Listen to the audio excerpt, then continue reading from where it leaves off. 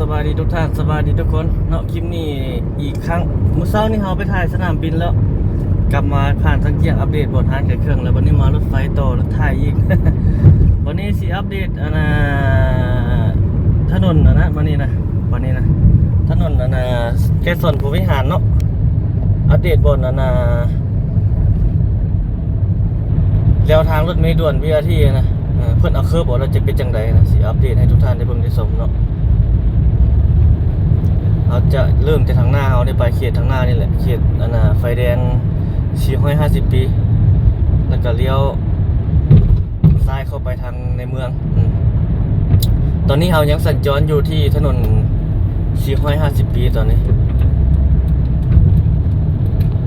ออกจากรถไฟมาส่งแขกคือเก่าเหมือนเดิม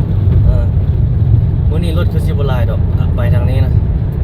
มื้อเช้านี้เมื่อกี้นี่เฮามาทางดงรถติดเนาะเดี๋ยวจะขึ้นให้ทุกท่านได้เบิ่งรถติดมันติดรถบรรทุกดอกเสาร์อาทิตย์ก็ติดทางนี้นะเพราะว่ารถบรรทุกมันหลายเด้ผ่านมาหลายถ้าเฮาเข้าไปทางในเมืองนี่มื้อนี้มันรถบ่หลายเพราะว่าเขาเจ้าพักเวียกพักการอีกอย่างมันก็บ่ได้มีรถบรรทุกผ่านนะคือเส้นทางเขตดงโดกนี่รถบรรทุกเขาเจ้าผ่านมาทางเหนือแล้วลงทางใต้นะผ่านใต้ขึ้นทางเหนือสินะก็เลยหลาย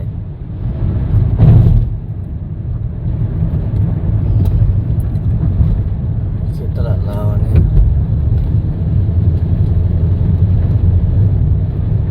อัปเดตเบิ่งมื้อนี้จะเป็นจังไดเนาะให้ทุกท่านได้เบิ่งได้ชม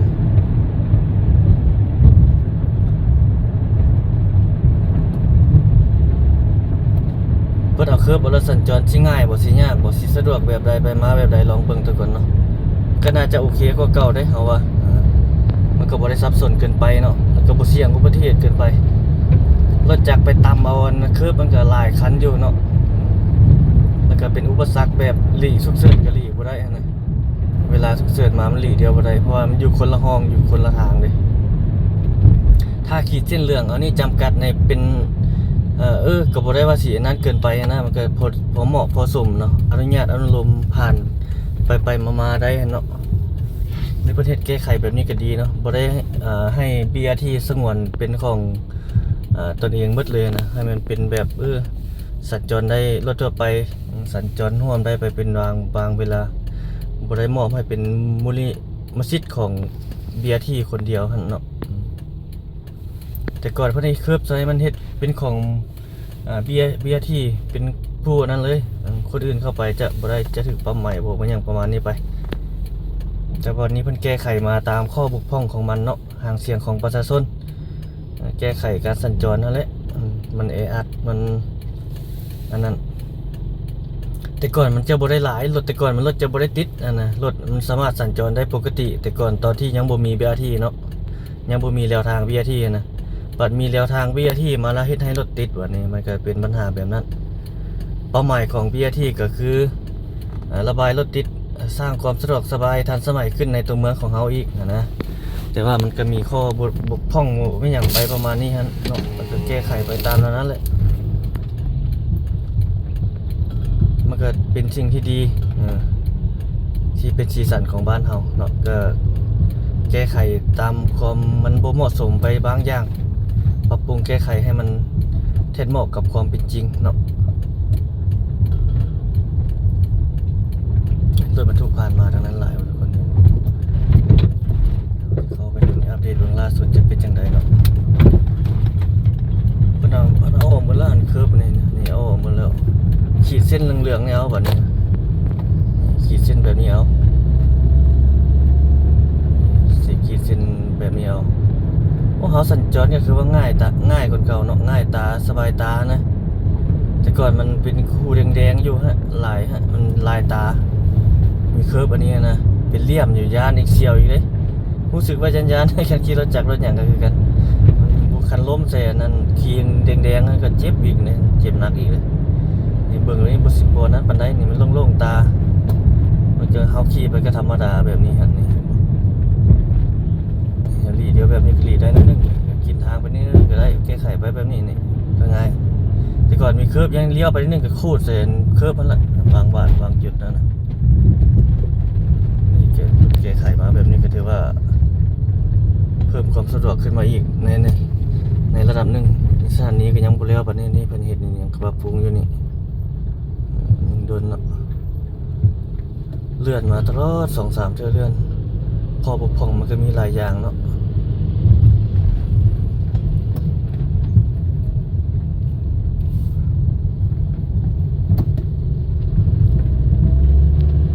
บนแก้ไขออกก็แบบนี้ละนี่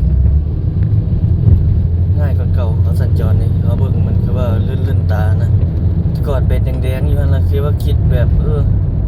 เฉียวๆนึงเขาขี่รถไปไกลๆมันรู้สึกเกรงๆโตนะเฮาขี่เข้ามาวัดอ้อไปมีแล้วมันรู้สึกว่าโล่งๆโตเฮานั่งขับไปแบบนี้น่ะมันมีแดงๆนี่เบิ่งคือว่ามันเกรงๆโตเฮาซื่อตอนมีหั่นเนาะเราสามารถหลีไปแบบนี้ก็ได้อันนี้มันบ่มีรถบ่ว่าแต่ก่อนมันมีหั่นแล้วไปยาก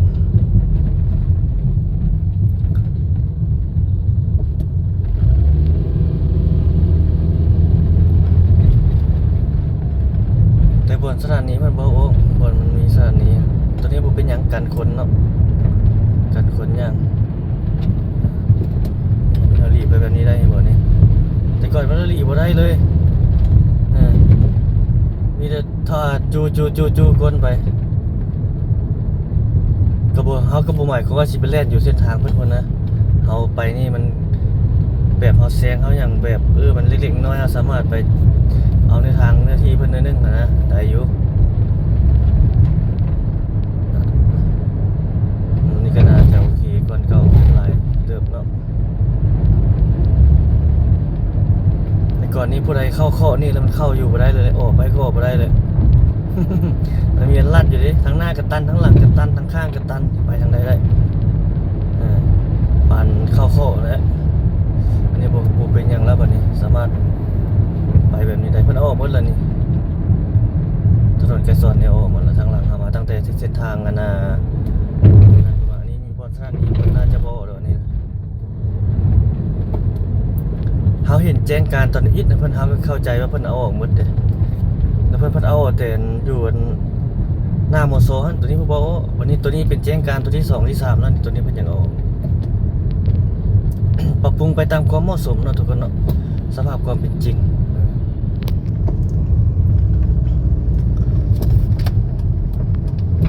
โอ้มานี่เจอไฟแดงมีไฟแดงได้บัดนี้แต่ก่อนบ่มีบัดนี้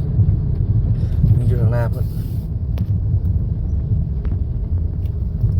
ทุกคนบรรยากาศการสัญจร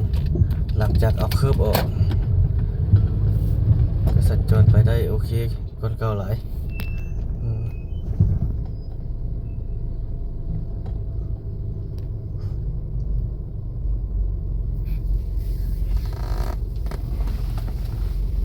ตอนแจ้งการให้มันถนนเศรษฐาธิราชเขาออกเนาะตัวที่1ฉบับที่1กับสถานี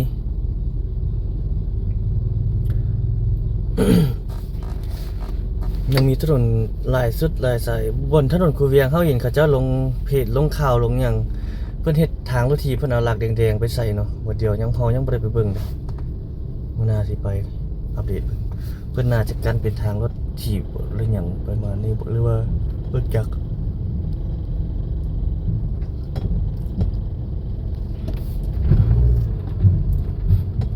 เสาไฟแดงนี่บางเสาก็ยังบ่ขึ้น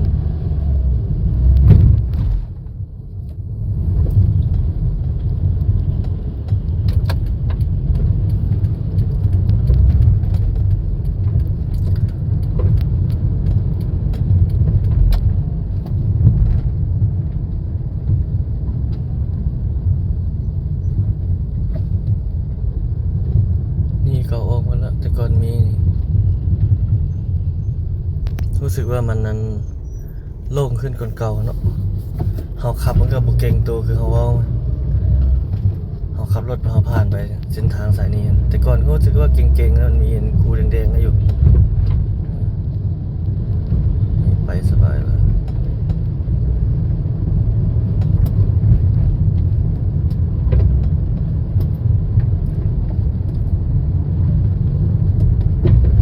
ไปแบบนี้ยังได้บัดนี้แต่ก่อนไปแบบนี้โอ้นั่นนึง แดงๆอันนี้เข้าออกไปก็บางเทื่อบ่ถือจังหวะสิ้น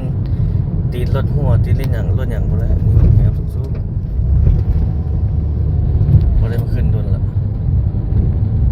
ตอนนั้นมีหมู่เฮ็ดเวียกอยู่นี่เราพาขึ้นเทื่อหนึงมีหมู่ออกแล้วมาอยู่บ้านละมันกอกปันเกินมันเอาเมียอยู่บ้านแล้ว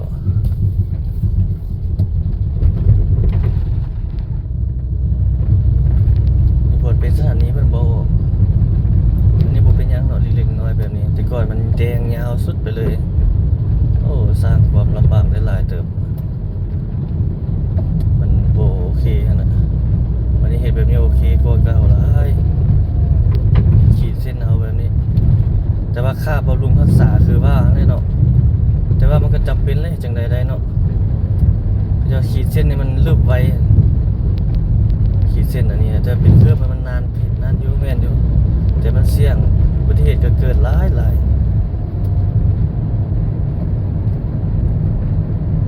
หูหลายตาได้มีแดงๆมาอยู่นี่เฮาขี่รถไปนี่นะแต่ก่อนมีแดงๆขาวๆอยู่นี่ได้หั่นในเบื้องนั้นเห็นบ่เพิ่นเอามาใส่นี่ได้อันนี้เบิ่งอันนี้มันก็คือว่าโอเคกว่าเก่าเพิ่นเอาโอ้ล่ะเฮาสัญจรก็คือว่าคล่องตัวไปว่องๆหั่นน่ะ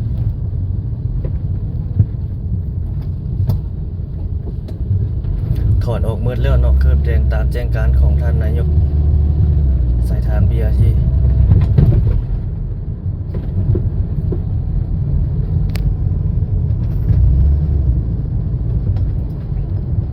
ตอนนี้ไปเราจะเข้าสู่ถนนอาเซียนที่2ไปฮอดเขตสังเจียงบนให้ทุกท่านได้เบิ่งการสัญจรในมื้อนี้จะเป็นจังได๋ BRT นี่บ่ได้แล่นนี่มันลัดไว้เห็นบ่นี่ BRT บ่ได้แล่นเพิ่นหยุดแล่นชั่วคราวอีกชั่วคราวแบบทดลองแล่นขี่ฟรีนะหยุดทางยังบ่แล้วเนาะทางแล้วก็จังแล่นลองเบิ่งบัดแล่นมาก็น่าจะมีอยู่หรอกคนไปลาไปการต้องแล่นฮอดดังโดกพุ่นมันจึงมีคนไปจึงมีคนขึ้นถ้าเล่นมาแต่คืนดิวมอมาฮอดนี่ซื่อๆมันก็น้อยเดียวนึงอีกอย่างกับพนักงานการบริการอีกได้บางคนนี่บริการบ่ดีก็กับนั้นเลยไปเทื่อเดียวก็บ่ขี่แล้วสำคัญนึงพนักงานต้อนรับพนักงานบริการรถอันยิ้มแย้มบริการสังคมต้องให้มันมีความแจ่มใสเนาะบ่ให้มันท่านผู้ชมผู้ขี่ให้ผู้ขี่เสียความรู้สึกว่าขี่เท่าเดียวแล้วอันนั้นนี่ก็เสียความรู้สึกเที่ยวใหม่ก็บ่ไปแล้วบัดนั้นบริการบ่ดีเฮาก็บ่ไปเด้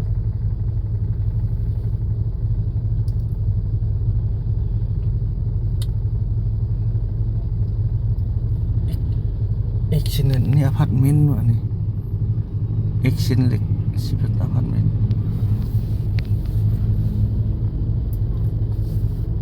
ภาคอยู่นี่ก็ใจกลางเมืองเลยแต่ใจท่องเที่ยวนิดนึงต้องย่างไปประมาณ3 ลักถ้าไปทางแคบของก็จะเป็นใจกลางเมือง ถนนสายนี้เป็นถนนใจกลางเมืองถนนสายนี้ตอนนี้ประมาณ10:30ทุกคน10:31สวยก่อนใกล้สิบ่ายแล้ว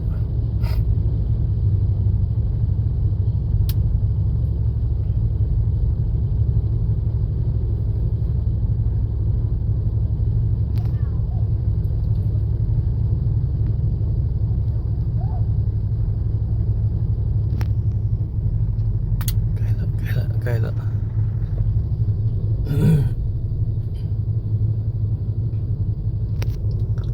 ว้ายบ้านนี้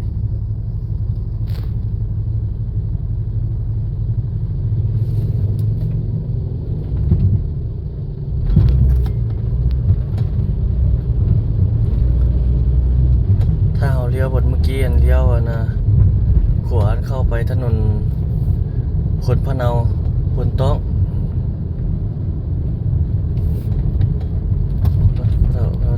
จอดเนี่ยอ๋อขาลงนี่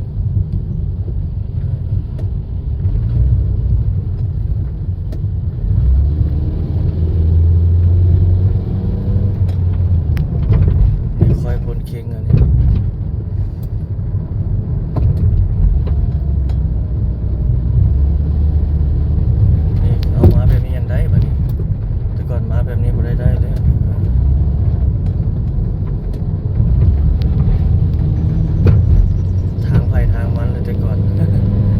บ้านเข้าโคแล้วกันเข้าเร็วทางตัวนั้นละบ้านเข้าโคอ๋อแบบนี้หลีไปหลีมาได้ผมก็ถือว่าโอเคคนเก่าหลายเนาะเอาว่าแต้มเอาแบบนี้ดีคนเก่าได้น้ำคนเก่าอีกเบื้องนั้นเดินทางหลวงเบื้องนั้นอันนี้วงเวียน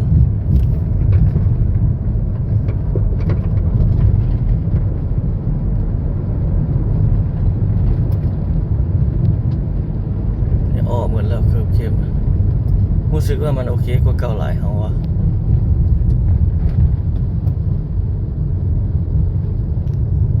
ข้างหน้าก็คือประตูไซ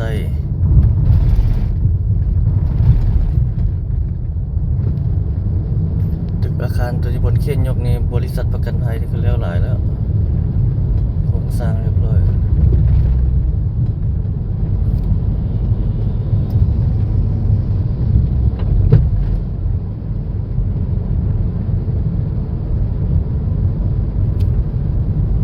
อาจจะบุไปฮอดประตูไซด์พุ่นแหละ อาจจะเลี้ยวนี่เลยทุกคนเลี้ยวบนเข้าไปถนนอาเซียนโครงการสัญจรไปเนาะ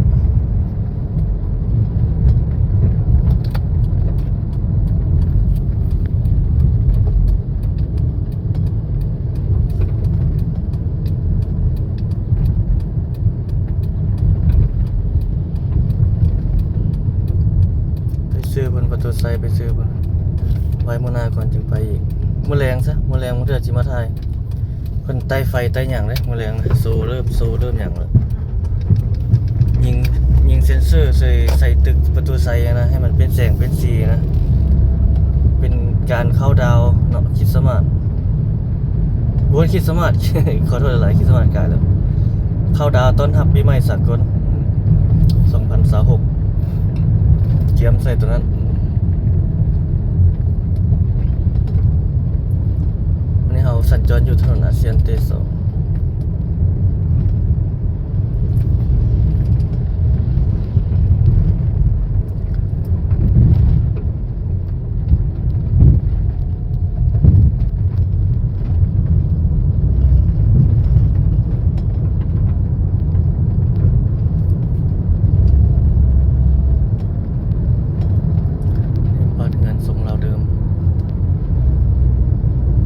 แบบนี้หาเห็นยากเลย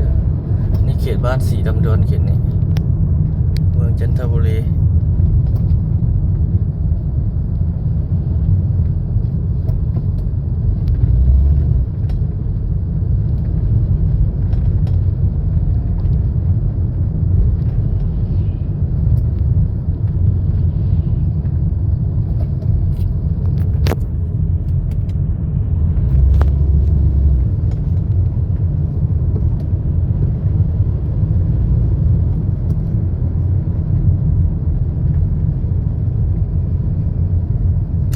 จอดไฟแดงบัดนี้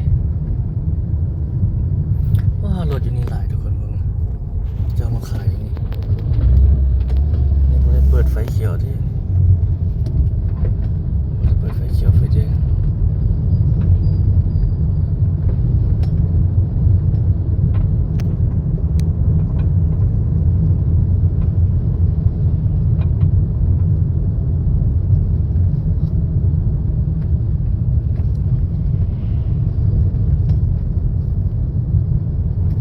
มื้อนี้เป็นวันอาทิตย์ทุกคนรถมันก็จะบ่หลายปานใดดอกต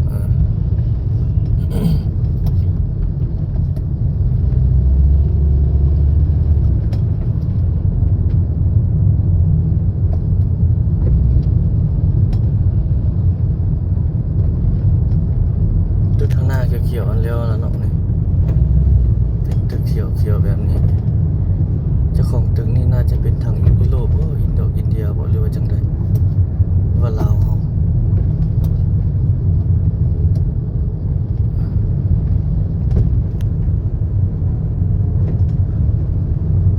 บนทับบนว่างก็มีบนกำลังเฮ็ดใหม่ทางหน้าเฮานี่กำลังเฮ็ดใหม่เลยมีเขตอยู่นี่กำลังจะขึ้นอยู่นี่อีกตึกนึงเด้ตึกอาคารสูงนะกำลังเป็นตึกขึ้นนี่อีก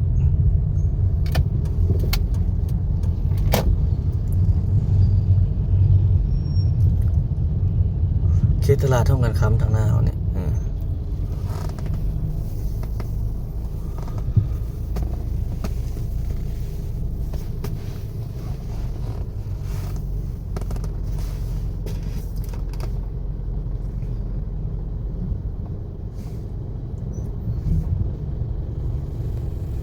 บีทีอันผ่านอย่างนี้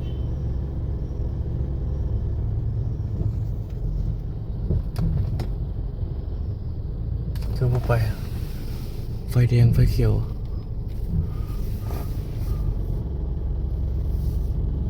ไฟแดงบ่หุ่งแล้วเด้ผีแล้วที่บ่เห็น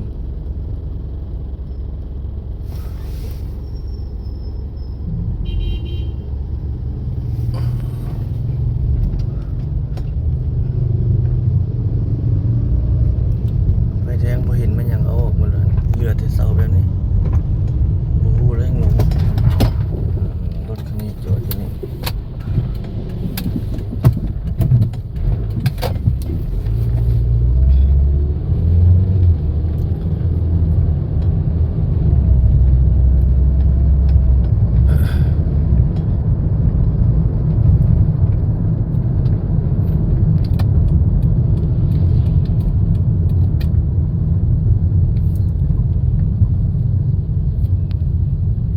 ตลาดท่องกันคำเข้าไปทางนี้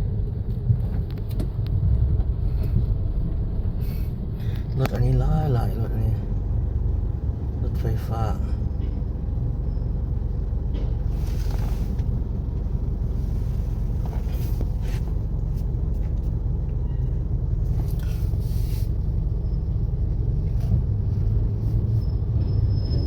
อยู่เกือบเห็นบ่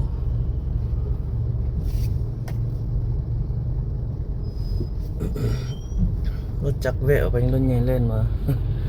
เกือบตด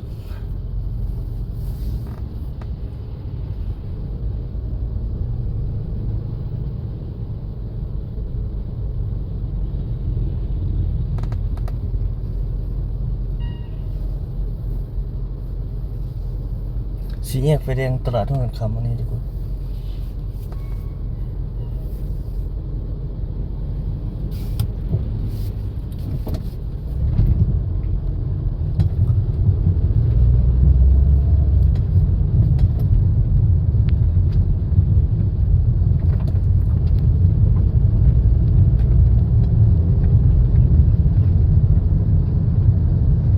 เขตตรงๆเขตนี้ต้นสวยก็ประมาณนี้เลยทุกคน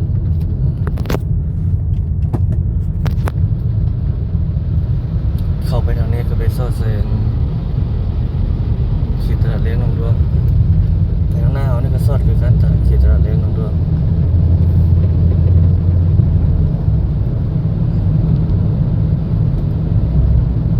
สภาพการสัญจรทางนี้ประเทศทางเข้าไปในเห็นใหม่เลยเอาว่าสิมาถ่ายยังไม่ได้มาถ่ายตอนนั้นทำมาวันทีหลายบริเวณน่าจะปูไปต้งเลยครับเบิ่งกำลังแปลงคลองระบายน้ำรถอันนี้จอดแปลงอยู่แคมทางเลยครับกินในที่ทาง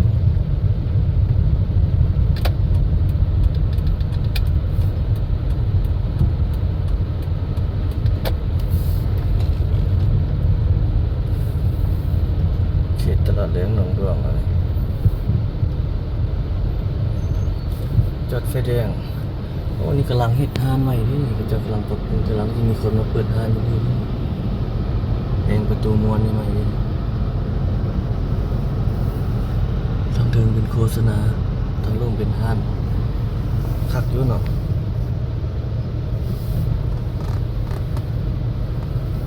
เขตนี้ยังเป็นเขตเมืองจันทบุรีทุกคน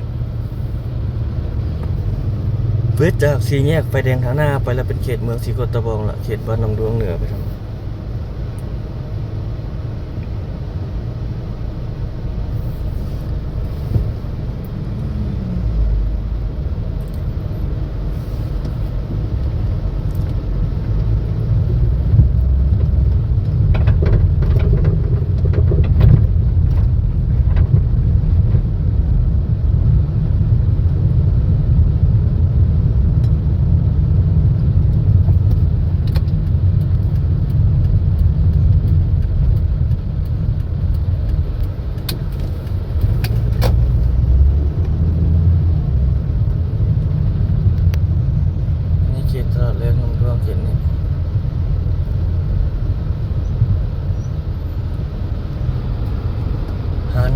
ารอย่างไรอย่างนี้ก็ได้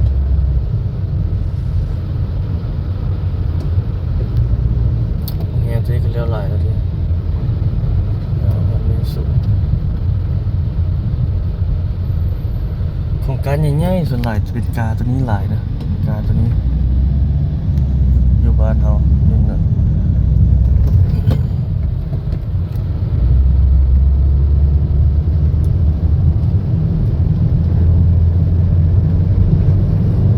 ไฟแดงไฟเขียวไฟทันอยู่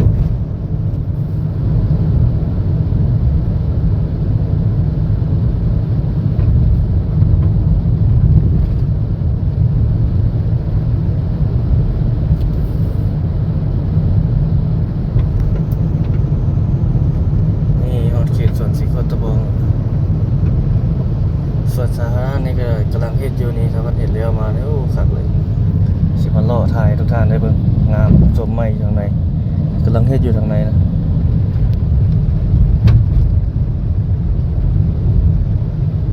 ทางนี่แม่นตะกี้ฝุ่นทางนี่ต้นแกดินแกหยังก็เจ้าเที่ยวหลายแล้ววะกำลังเฮ็ดกำลังสร้างหลาย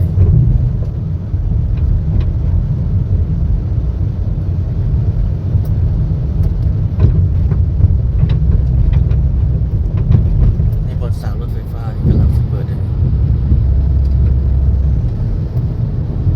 ธุรกิจใหม่เนาะบ่ท่าใส่น้ำมัน ต่อไฟแปลงลงก็เก็บเงินอย่างเดียวป่ะนะ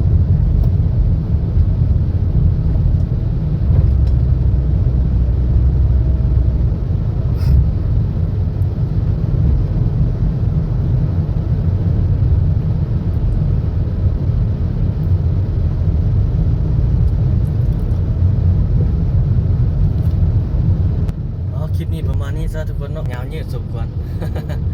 ขอบใจทุกท่านที่รับชมทุกคนเนาะอัปเดตเบียร์ที่ล่าสุดให้ทุกท่านได้เบิ่งเนาะคือเทียบไม่อย่างเพื่อเก่าหมดแล้วประมาณนั้นแหละ